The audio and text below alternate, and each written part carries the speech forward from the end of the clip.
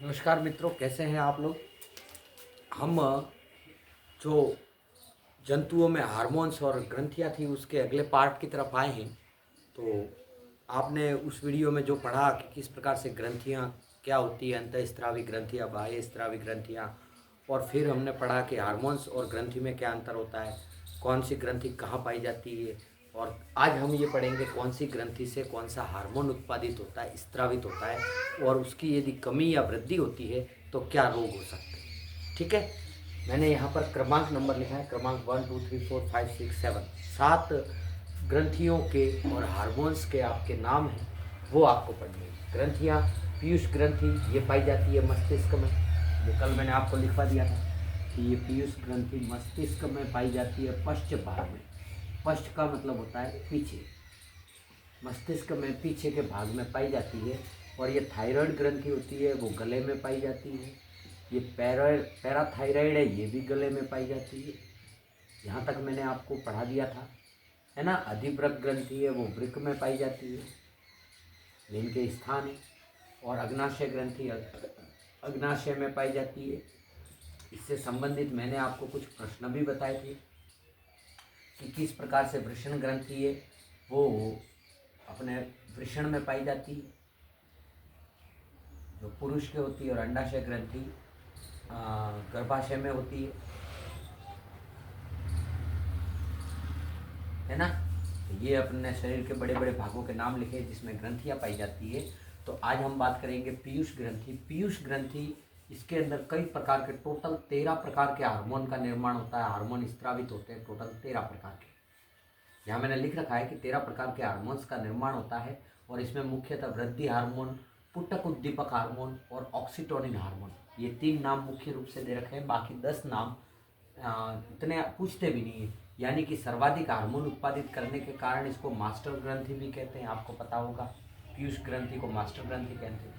क्यों? क्योंकि ये सभी ग्रंथियों पर नियंत्रण करती है। एक बात और है, जितनी भी ग्रंथियां हैं उन पर नियंत्रण करने का कार्य भी पीयूष ग्रंथि करती है। इसीलिए इस पीयूष ग्रंथि को क्या, कौन सी ग्रंथि कहते हैं? मास्टर ग्रंथि, है ना।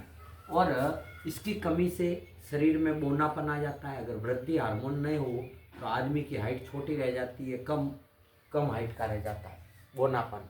और अगर वृद्धि हार्मोन की मात्रा अधिक हो जाती है तो उस व्यक्ति की हाइट बहुत ही लंबी हो जाएगी, बहुत लंबा हो जाएगा, है ना। ये इसके पीछे जिम्मेदार कौन सा हार्मोन है? वृद्धि हार्मोन। ठीक है, ये एक बहुत ही महत्वपूर्ण बात है, ये याद रखना। अगर बौनेपन के लिए कौन सा हार्मोन जिम्मेदार होता है तो वृद्धि हार्मोन। लंबा व्यक्ति के लंबा होने के पीछे कौन सा हार्मोन? तो वृद्धि हार्मोन। अगर इसकी कमी होती है तो बौनापन, और अधिक होता है तो लंबा व्यक्ति हो जाता है।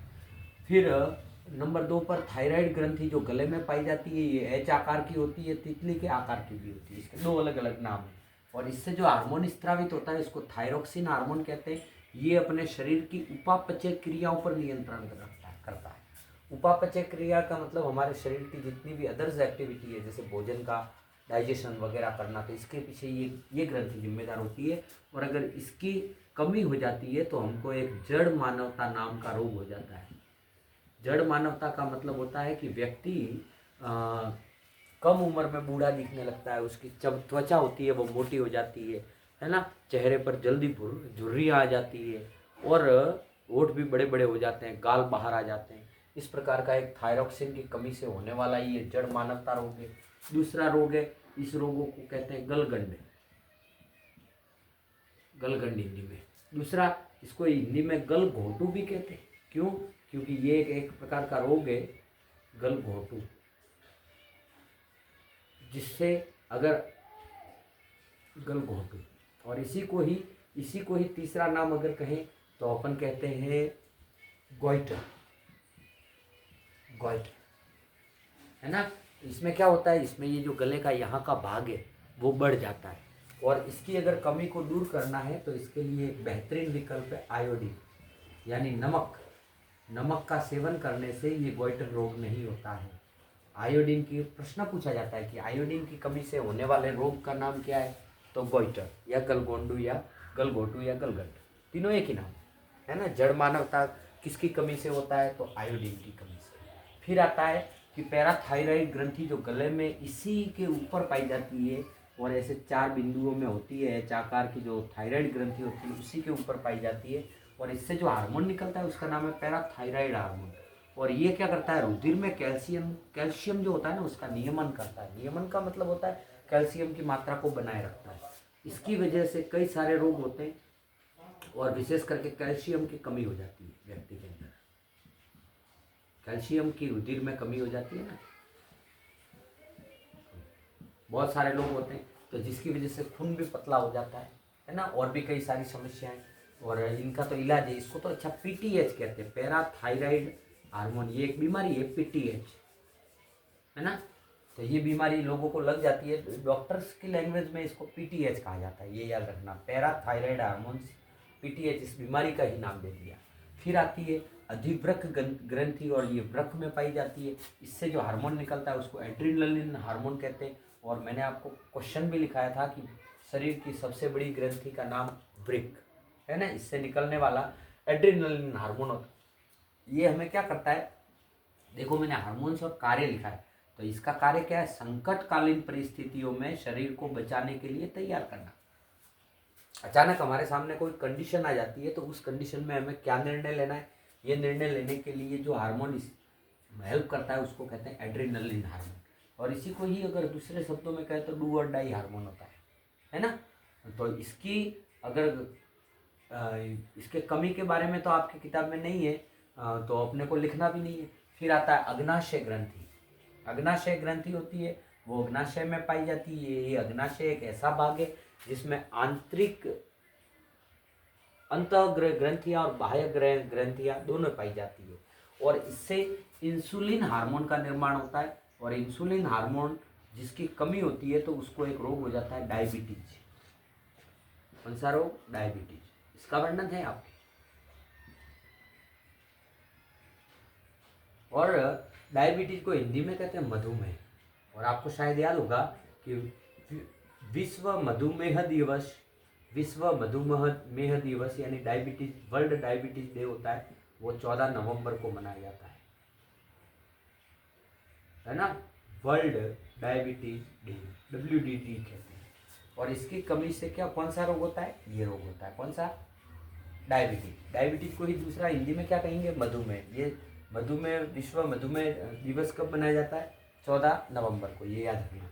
14 नवंबर को बाल दिवस भी होता है और विश्व मधुमेह दिवस भी होता है। और इसकी इंसुलिन की कमी होती है तो फिर उसको व्यक्ति को इंसुलिन के इंजेक्शन लगाए जाते हैं, है ना। ये इंसुलिन हार्मोन की कमी से होता है, और ये अग्नाशय के अंदर पाई जाती है। ये हार्मोन अगर कम हो गया तो शर्करा मतलब शुगर, है ना, डायबिटीज जिसको कहते हैं, शुगर का नियंत्रण करने का कार्य इंसुलिन हार्मोन करता है ना। यहाँ से छोटे छोटे प्रश्न बन सकते हैं। फिर हमारे पास एक वृषण ग्रंथि आती है जो पुरुषों के अंदर पाई जाती है, वृषण के भाग में। और वहाँ पर जो हार्मोन स्त्रावित होता है उस हार्मोन का नाम है टेस्टोस्टेरोन हार्मोन। Testosterone hormone. और टेस्टोस्टेरोन हार्मोन होता है ना, ये पौरुषता यानी कि उस व्यक्ति में पुरुष के लक्षण पैदा करता है। और ठीक इसी प्रकार अंडाशय के अंदर, जो अंडाशय गर्भाशय में पाया जाता है, उस अंडाशय में जो हार्मोन स्त्रावित होता है उसको एस्ट्रोजन कहते हैं। और इससे स्त्रीत्व यानी कि जो स्त्रियों के गुण होते हैं वो इससे पैदा होते हैं, अंडाशय हार्मोन से। जैसे उनका मासिक ऋतु स्त्राव आना, है ना, इसके बारे में हमने कल ढंग से पढ़ा था, जिसको रजोधर्म कहते हैं। तो मासिक ऋतु स्त्राव जो होता है वो इसी की वजह से, एस्ट्रोजन हार्मोन की वजह से होता है ना। और टेस्टोस्टेरोन की कमी होती है तो नपुंसकता रोग होता है। कौन सा रोग होता है, नपुंसकता, ये याद रखना। यानी कि वो संतान पैदा नहीं कर सकता, उसको नपुंसकता रोग कहते हैं, टेस्टोस्टेरोन की कमी से। ये रोग अगर एस्ट्रोजन कम होगा तो ये महिलाओं में हो जाता है ना। तो इस प्रकार से हमने देखा कि जो हमारी जो 7 प्रकार की जो ग्रंथियां हैं उनसे कौन कौन सी कमी से कौन कौन सा रोग होता है, उसका निदान क्या है ना। इंसुलिन का इंजेक्शन होता है डायबिटीज के इलाज के लिए। कैल्शियम की कमी पीटीएच होता है, इसके लिए भी डॉक्टर अलग से लिखते हैं। जड़ मानवता, गलघोटू, इसमें से कई सारे छोटे छोटे प्रश्न बनते हैं, है ना। छोटे छोटे प्रश्न बनते हैं जैसे कि जड़ मानवता के लिए जिम्मेदार हार्मोन तो थायरोक्सिन, हाँ, शरीर की उपापचय क्रियाओं पर कौन नियंत्रण करता है, थायरोक्सिन हार्मोन, है ना। कैल्शियम की मात्रा रुधिर में कौन नियमित करता है, पैराथायराइड हार्मोन, संकटकालीन हार्मोन किसे कहते हैं? तो एड्रेनलिन हार्मोन, है ना। संकटकालीन हार्मोन एड्रेनलिन हार्मोन को कहा जाता है। शरीर में शर्करा का नियंत्रण कौन करता है? Insulin hormone. नपुंसकता रोग किसकी कमी से होता है? एस्ट्रोजन या टेस्टोस्टेरोन। इस प्रकार के कई छोटे छोटे प्रश्न बनते हैं। तो अगर आप इसको ढंग से इस टेबल को याद कर लेते हैं, कल मैंने आपको पूरा इसका डिटेल से वीडियो बताया था, आज मैंने ये भी बता दिया कि किसकी कमी से कौन सा रोग होता है और किस ग्रंथि के अंदर कौन सा हार्मोन स्रावित होता है और क्या हार्मोन का कार्य। अगर आप इसको याद कर लेते हैं तो समझ लो कि इससे एक प्रश्न नहीं है जो आपसे बच कर जाए। आप एक बार इसका स्क्रीनशॉट ले लीजिए और अगर मेरा पढ़ाया हुआ पसंद आता है तो मेरे वीडियो को ज़्यादा से ज़्यादा शेयर कीजिए, लाइक कीजिए और सब्सक्राइब कीजिए। Thank you.